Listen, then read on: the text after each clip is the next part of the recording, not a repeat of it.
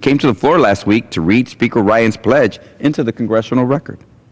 So the Congress that did nothing on immigration reform for the last 2 years will do nothing for the remainder of the president's term. It is really stunning. You must promise to do nothing in order to be Speaker of the House of Representatives. Maybe those on the other side of the aisle will come up with a new oath of office for leadership positions.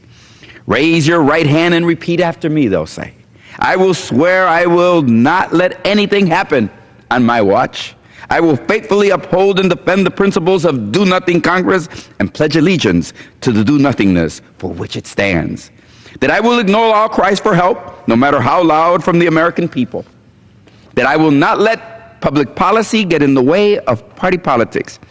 And that party unity is more important than the United States of America. So help me, Tea Party.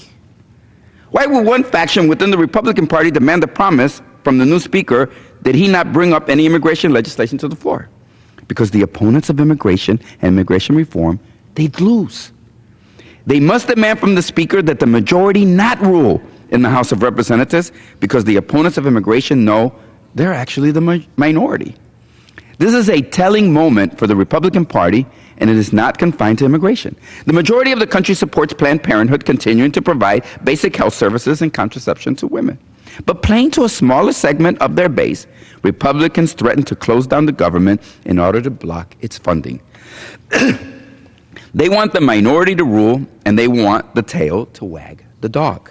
On the environment, in the wake of decades of scientific evidence that human beings have helped to cause climate change, what is the Republican response?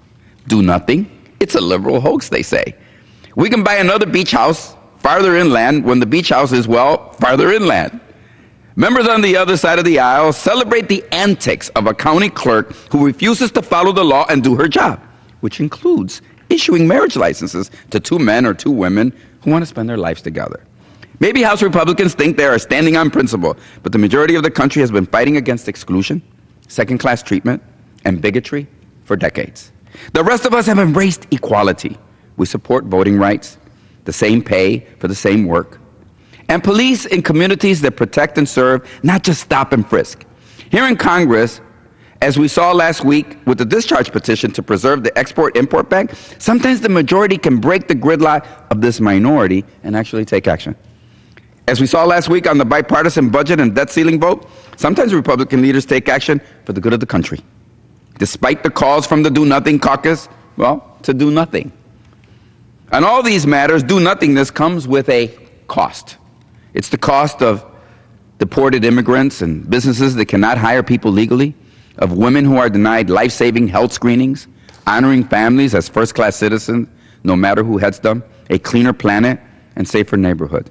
But there's a political cost as well. A colleague from South Carolina summed it up in the documentary Immigration Battle on PBS Frontline, which I also appeared in.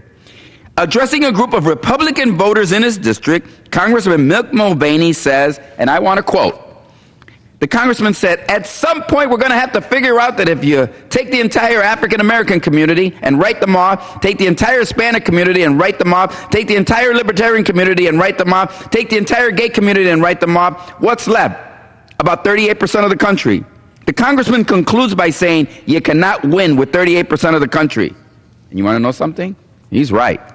We know from the environment, from the fight for marriage equality, the fight for civil rights, the fight to modernize our immigration system, that taking no action is precisely the problem.